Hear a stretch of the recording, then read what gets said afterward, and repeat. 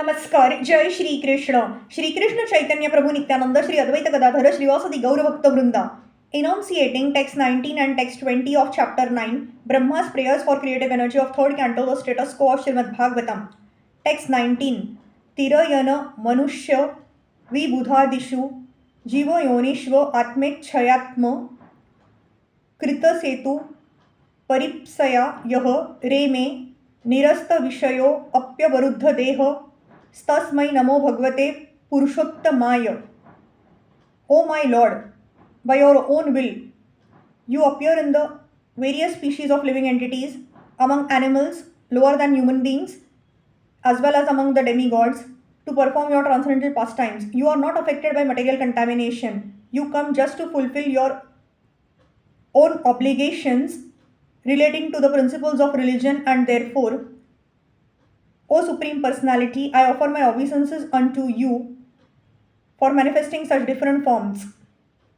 The Lord's incarnation in different species of life are all transcendental. He appears as a human being in his incarnations of Krishna, Ram, etc., but he is not a human being. Anyone who mistakes him as an ordinary human being is certainly not very intelligent, as confirmed in Bhagavad Gita 9.11. Abjananti mam mudha manushim tanum ashritam. The same principle is applicable when he appears as the hog or fish incarnations. They are transcendental forms of the Lord and are manifested under certain necessities of his own pleasure and pastimes. Such manifestations of the transcendental forms of the Lord are accepted by him mostly to enliven his devotees. All his incarnations are manifested whenever there is a need to deliver his devotees and maintain his own principles. Text 20. Yo a vidyayano pahato api dashardha vritya nidra muvaha जठरी कृतलोकयात्रः अंतर्जले अहि कशिपु स्पर्शानुकूलां भीमोरमी मालिनी जनस्य सुखम विवृणवन.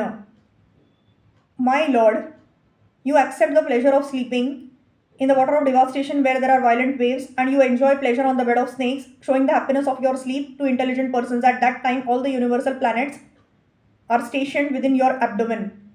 Persons who cannot think of anything beyond the limit of their own power are like frogs in a well who cannot imagine the length and breadth of the great Pacific Ocean. Such people take it as legendary when they hear that the Supreme Lord is lying on his bed within the great ocean of the universe.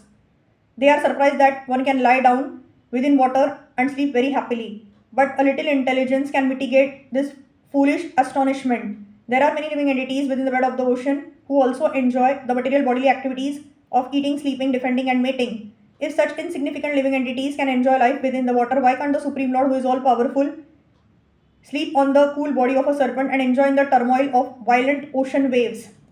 The distinction of the Lord is that his activities are all transcendental and he is able to do anything and everything without being deterred by limitations of time and space. He can enjoy his transcendental happiness regardless of material considerations.